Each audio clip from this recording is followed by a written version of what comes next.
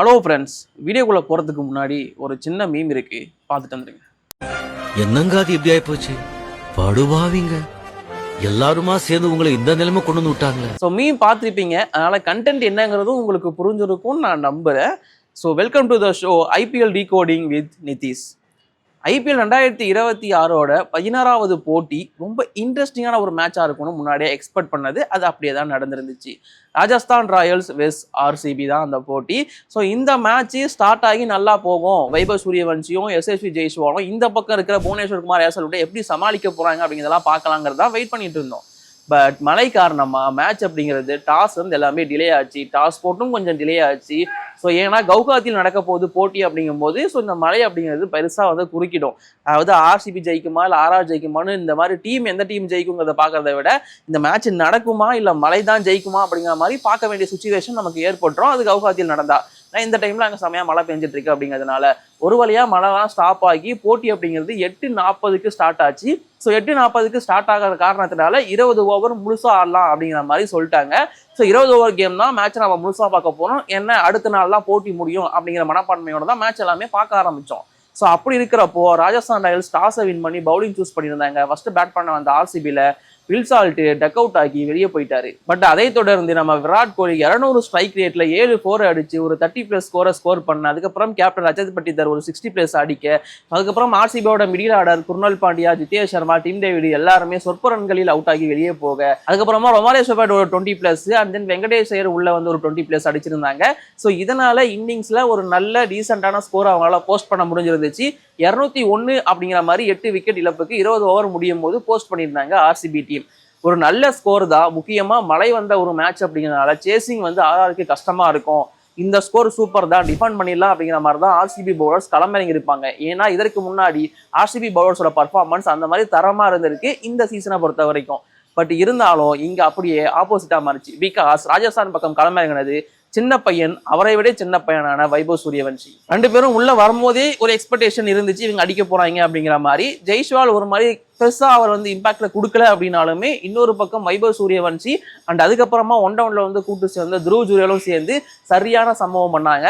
முக்கியமா வைபவ் சூரியவன்சி குறிப்பிட்டு சொல்லணும் அப்படின்னா புவனேஸ்வர் குமார் போட்ட முதல் பால் 4 அடிச்சாரு. அதுக்கப்புறம் ஏசல்வுட்டோட ஓவர்லயும் முதல் பால் ஃபர்ஸ்ட் பாலை தூக்கி 4 அடிச்சாரு. ஏசல்வுட்டை வந்து ஒரு 6 3 4ங்கிற மாதிரிலாம் வெலாசி விட்டாரு. ஒரே ஓவர்ல அந்த மாதிரியான பவுண்டரிஸ் ஏசல்வுட் மாதிரியான பவுலர்ஸ் ஆஸ்திரேலியன் பவுலர் அடிக்கிறதெல்லாம் அவ்வளோ ஈஸி கிடையாது. பெரிய பேட்ஸ்மேனே கொஞ்சம் கஷ்டப்படுவாங்க. பட் சூரியவன்சி அசால்ட்டா அடிச்சு விட்டாரு. ஸோ அவங்களோட ஸ்டாட்ஸ் நம்ம தனியாக எடுத்து பார்த்தாலே, அதாவது ஏசல்வுட்டை 450 ஸ்ட்ரைக் ரேட்லையும் புவனேஸ்வர் குமார் 200+ ஸ்ட்ரைக் ரேட்லையும் ஆடி இருக்காரு வைபவ் சூரியவன்சி. அங்கேயே மேட்ச்ங்கிறது ஆர்ஆர் பக்கமா வந்துருச்சு. வைபவ் சூரியவன்சியை பொறுத்த வரைக்கும் மேட்ச் பை மேட்ச் அவரோட இன்னிங்ஸ் செம்மையா க்ரோத் ஆகிட்டு இருக்கு. அதே மாதிரி தான் இந்த இன்னிங்ஸ் அப்படிங்கிறதும் செம்மையா இருந்துச்சு. 26 பாலுக்கு 70+ அப்படிங்கிற மாதிரி ஸ்கோர் பண்றாரு. இதெல்லாம் சாதாரணமான விஷயமே கிடையாது. 15 பால்ல 50 அப்படிங்கிறதையும் அடிக்கிறாரு. இது வரைக்கும் ஸ்டார்ட் எடுத்து பார்த்தீங்கன்னா 2 மேட்ச் இந்த சீசன் மட்டுமே 15 பால்ல 50 அப்படிங்கிறத அடிச்சிருக்காரு. அதாவது பவர் பிளேக்குள்ள 20 பாலுக்கும் கீழே அதிகமான 50 அடிச்சவங்க லிஸ்ட்ல 2வது பிளேஸ் இருக்காரு. 11 இன்னிங்ஸ்ல 3 வாட்டி இதை பண்ணியிருக்காரு. ஆல்ரெடி 77 இன்னிங்ஸ்ல 4 வாட்டி இதை பண்ணி அபிஷேக் சர்மா அந்த லிஸ்ட்ல இருக்காரு. ஸோ இந்த மாதிரி வைபவ் சூரியவன்சியோட இன்னிங்ஸ் எல்லாமே தாறுமாறா இருந்துச்சு, டவுட்டே வேணாம். இப்போ வரைக்கும் எல்லாருமே வைபவ் சூரியவன்சியை தான் பாராட்டிட்டு இருக்கோம். பட் இந்த இன்னிங்ஸ்ல வைபவ் சூரியவன்சி அவுட் ஆனதுக்கு அப்புறமும் கூட இன்னிங்ஸை கொண்டு போனது யாரு அப்படின்னு பார்த்தீங்கன்னா துருவ் ஜுரேல் அவர் தான். ஸோ ஜுரேல் வந்து ரொம்பவும் சூப்பரா டீசெண்டா கொண்டு போயிட்டு இருந்தாரு இன்னிங்ஸை. ரொம்பவும் நல்லாவே ஆடிட்டு இருந்தாரு. மற்ற பேட்ஸ்மேன்கள் அவுட் ஆகி போயிருந்தாலுமே கடைசியில் ஜடேஜாவோட ஒரு ஆங்கர் இன்னிங்ஸ் அண்ட் இந்த பக்கம் ஜுரேல் அண்ட் வைபவ் சூரியவன்சியோட அதிரடி இன்னிங்ஸ் ராஜஸ்தான் ராயல்ஸுக்கு போட்டியே 18 ஓவர்லேயே வின் பண்ணுறதுக்கு ஹெல்ப்ஃபுல்லாக இருந்துச்சு. 18 ஓவர்லேயே 202 அப்படிங்கிற ரன்னை சேஸ் பண்ணி முடிச்சிட்டாங்க ராஜஸ்தான் ராயல்ஸ். சேஸ் பண்ணது மட்டும் இல்லாமல் இப்போதைக்கு எல்லா போட்டிகளும் ஜெயிச்சு அன்பீட்டன் டீமாக டேபிள் டாப்ல கெத்தாக உட்காந்துருக்காங்க. சஞ்சு சாம்சன் போயிட்டா ராஜஸ்தான் ராயல்ஸ் அவ்வளோதான் அப்படின்னு சொல்லிட்டு இருந்தவங்க எல்லாருக்கும் கிடையாது. ரியான் பராக் எரா ஸ்டார்டட், யங்ஸ்டர்ஸ் எரா ஸ்டார்டர்னு சொல்லிட்டு இப்போ சம்பவத்துக்கு மேலே சம்பவம் பண்ணி பெரிய பெரிய டீம்ஸ் ஃபர்ஸ்ட் சிஎஸ்கே அடிச்சாங்க, அடுத்து அவங்க பங்காளி மும்பை இந்தியன்ஸ் அடிச்சாங்க, அடுத்து அவங்களோட பங்காளி ஆர்சிபியும் அடிச்சிருக்காங்க. இந்த மாதிரி முக்கியமான 3 டீம்ஸை அடிச்சு படுக்க வச்சுட்டாங்க நம்ம ராஜஸ்தான் ராயல்ஸ். அந்த அளவுக்கு தரமான சம்பவம் பண்ணிட்டு இருந்தாங்க. இந்த டீமோட பெரிய பிளஸ்ஸா நான் பாக்குறது என்ன அப்படின்னு பாத்தீங்கன்னா, பவுலிங் ஒரு பக்கம் ரன் கொடுத்தாலும் ஒரு பக்கம் கண்டெயின் பண்ற டீமாவுமே இருக்கு. திடீர்னு பவுலிங்குமே வந்து அவங்களுக்கு மேட்சை வின் பண்ணி கொடுத்துட்டு இருக்கு. ரவி பிஷ்னாயோட பவுலிங்கும் அந்த மாதிரி தான் இருக்கு. அது சந்தீப் சர்மா வந்து ஏற்படுத்துற இம்பாக்டா இருக்கட்டும். ஸோ இந்த மாதிரி அவங்களோட பவுலிங்கும் ஒரு மாதிரி நல்லா தான் பண்ணிட்டு இருக்காங்க. ஓவராலா ராஜஸ்தான் ராயல்ஸோட வின்னுக்கு முக்கியமான காரணம் இந்த டாப் 3 யூனிட் அப்படிங்கிறது தான். ஸோ இந்த டாப் 3 வந்து லாஸ்ட் டைம் ஜிடிக்கு செம்மையா இருந்துச்சு. அந்த மாதிரி இந்த வாட்டி ராஜஸ்தான் ராயல்ஸுக்கு டாப் 3 செம்மையா இருக்கு. ஸோ ஆரம்பத்தில் அது ஜெய்ஸ்வால் ஒன்று அடிக்கிறாரு, இல்லை சூரியவன்ஷி அடிக்கிறாரு, இல்லை 2 பேருமே சேர்ந்து அடிச்சு மேட்சை முடிச்சுட்டு போயிடுறாங்க. அதுக்கப்புறம் 2 பேரும் யாராச்சும் ஒருத்தர் அவுட் ஆனால் கூட அதுக்கப்புறம் துருவ் ஜுரேல் வந்து அடிக்கிறாரு. ஸோ இந்த மாதிரி பேட்டிங் ஆர்டரில் அந்த டாப் 3 ரொம்பவும் சூப்பராக இருக்கு. அவங்க ஆடுற ஸ்ட்ரைக் ரேட் வந்து அதை விட அதிகமாக இருக்கு. அது வந்து ஃபர்ஸ்ட் இன்னிங்ஸோ இல்லை சேசிங்கோ எதுவாக இருந்தாலுமே, ஸ்கோரை செட் பண்ணுறதா இருந்தாலும் அடிக்கிறாங்க, ஸ்கோரை சேஸ் பண்ணுறதா இருந்தாலும் அடிக்கிறாங்க. பயமே கிடையாது.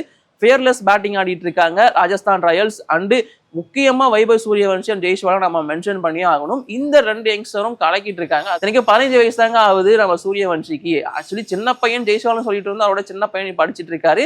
ஆர்சிபியை பொறுத்த வரைக்கும் பவுலிங்கில் கொஞ்சம் பெருசாக சொதப்பியிருந்தாங்க இந்த ஆர்ஆர் பேட்டிங் ஆர்டருக்கு எதிராக. அது கொஞ்சம் அவங்களுக்கு மைனஸாக இருந்துருந்துச்சு. அண்ட் பேட்டிங்கை பொறுத்த வரைக்கும் அவங்க ஆக்சுவலேட் பண்ண வேண்டிய நேரத்தில் வந்து விக்கெட்ஸ் விட்டதுனால அந்த ரன் அப்படிங்கிறதும் 201 அப்படிங்கிறதுக்குள்ள கண்டெயின் ஆயிடுச்சு. ஸோ ஆர்சிபி பேட்டிங்கை நம்ம குறை சொல்ல முடியாது, பவுலிங்கில் இன்னும் கொஞ்சம் பெட்டராக இருந்திருக்கலாம் அப்படிங்கிறது தான் இப்போதைக்கு இருக்கிற ஒப்பீனியன். அண்ட் இந்த போட்டியில் ஒரு சில மைல் ஸ்டோனும் எட்டப்பட்டிருந்துச்சு. ஒன்று வந்து பார்த்தீங்கன்னா சந்தீப் சர்மாவுக்கு 150வது ஐபிஎல் விக்கெட் அப்படிங்கிற ஒரு மைல் ஸ்டோன் இந்த மேட்ச்ல தான் கிடைச்சிருந்துச்சு. அண்ட் அது மட்டும் இல்லாமல் ஆர்சிபிக்கு ஒரு மோசமான ரெக்கார்டும் இந்த மேட்ச்ல நடந்துச்சு. ஏப்ரல் 21, 2024 அப்புறம் ஆன எந்த ஒரு போட்டியிலையுமே, எந்த ஒரு அவே மேட்ச்லையுமே ஆர்சிபி தோத்ததே கிடையாது. ஸோ எல்லாமே வின்னு சொல்லி தான் இருந்துச்சு. கடைசியா இப்போதைக்கு அந்த ஒரு ரெக்கார்டை ஆர்சிபி பிரேக் பண்ணி வச்சிருக்காங்க. நீங்க அவே மேட்ச்ல தோக்க மாட்டீங்களா, உங்களை அவேல நாங்க தோக்கடிக்கிறோம்னா அப்படின்னு சொல்லிட்டு கவுஹாத்தில தோக்கடிச்சிருக்காங்க ஆர்சிபி டீம். ஓவராலாக பார்க்கும்போது ஆர்சிபி வெஸ் ஆர்ஆர் போட்டி செம்ம இன்ட்ரெஸ்டிங்கான ஒரு மேட்சாக தான் இருந்துச்சு கண்டிப்பாக சேசிங்கில். பட் ஒரு கட்டத்துக்கு மேலே இது ஒன் சைடட் கேம் அப்படிங்கிற மாதிரி ப்ரூவ் ஆயிடுச்சு. ஏன்னா அந்த அளவுக்கு டாமினன்ஸ் அப்படிங்கிறது ராஜஸ்தான் ராயல்ஸ் டீம் கிட்ட இருந்து கிடைச்சிருந்துச்சு. ஆர்ஆரோட ஒரு மிகப்பெரிய பலமாக நான் பார்க்கறது என்ன அப்படின்னு பார்த்தீங்கன்னா ஃபியர்லெஸ் அப்ரோச் அப்படிங்கிறது தான். சீனியர் பிளேயர்ஸ் ஒரு சிலர் தெரேஜா மாதிரி உள்ள இருந்தாலுமே இந்த யங்ஸ்டர்ஸ் கிட்ட எந்த ஒரு பயமும் இல்லாமல், எந்த ஒரு பதட்டமும் இல்லாம ரொம்பவும் ஜாலியா ஆடிட்டு இருக்காங்க. அந்த ஒரு ஜாலி தான் இங்க எல்லாரையும் காலி பண்ணிட்டு இருக்கு அப்படின்னு தாராளமா சொல்லலாம். அண்ட் அது மட்டும் இல்லாம பர்பிள் கேப் லிஸ்ட் எடுத்து பார்த்தீங்கன்னா ரவி பிஷ்னாய், ராஜஸ்தான் ராயல்ஸோட ஸ்பின்னர். ஸோ அவர் தான் டாப்ல நிற்கிறாரு. ஸோ அவரோட பர்ஃபார்மன்ஸ் இந்த சீசன் நல்லா இருக்கு. இது இல்லாமல் ஆரஞ்சு கேப் பக்கம் வந்தீங்க அப்படின்னா ஒருத்தர் 2 பேர் கிடையாது, எக்கச்சக்க பேர் இருக்காங்க. ஸோ ஆரஞ்சு கேப்பை பொறுத்த வரைக்கும் டாப்ல நிற்கிறது வைபவ் சூரியவன்ஷி. இப்போ இந்த 15 வயசு பையன்கிட்ட தான் இப்போ ஆரஞ்சு கேப் இருக்கு. அதே தொடர்ந்து 2வதா யார் இருக்காங்கன்னு பார்த்தீங்கன்னா அவரோட பார்ட்னரான சேம் ராஜஸ்தான் ராயல்ஸ்ல இருந்து எஸ்எஸ்வி ஜெய்ஸ்வால் இருக்காரு. அதே தொடர்ந்து 3வது இடத்துல யார் இருக்காங்கன்னா துருவ் ஜுரேல். ஸோ இந்த மாதிரி ஆரஞ்சு கேப் கண்டெண்டர் லிஸ்ட் எடுத்து பார்த்தீங்கன்னா டாப் 3ல இருக்கிறது ராஜஸ்தான் ராயல்ஸ், த பிங்க் ஆர்மி தான். அந்த அளவுக்கு டாமினன்ஸ் பேட்டிங் அண்ட் பவுலிங்ல பண்ணிட்டு இருக்காங்க ராஜஸ்தான் ராயல்ஸ். முன்னாடியே சொன்ன மாதிரி அன்பீட்டன் டீமா டேபிள் டாப்ல இருக்காங்க. சேம் ஆர்சிபியுமே ரொம்ப டாமினன்ஸ் பண்ண ஒரு டீம் தான், அவங்களுமே டாப் 4 தான் இருக்காங்க. பட் ஒரு சில ஸ்டார் டீம்ஸ் லைக் கேகேஆர் வந்து இன்னும் ஒரு வெற்றி கூட பெறவே இல்லை. ஒரே ஒரு பாயிண்ட் மட்டும் நோ ரிசல்ட் காரணமா வந்துருந்துச்சு. சிஎஸ்கேக்கும் இன்னும் ஒரு வின் கூட கிடைக்கல. ஸோ இந்த மாதிரி ரொம்ப பெரிய டீம்ஸ் இன்க்ளூடிங் மும்பை இந்தியன்ஸும் டேபிளோட செகண்ட் ஹாஃப்ல தான் இருக்காங்க.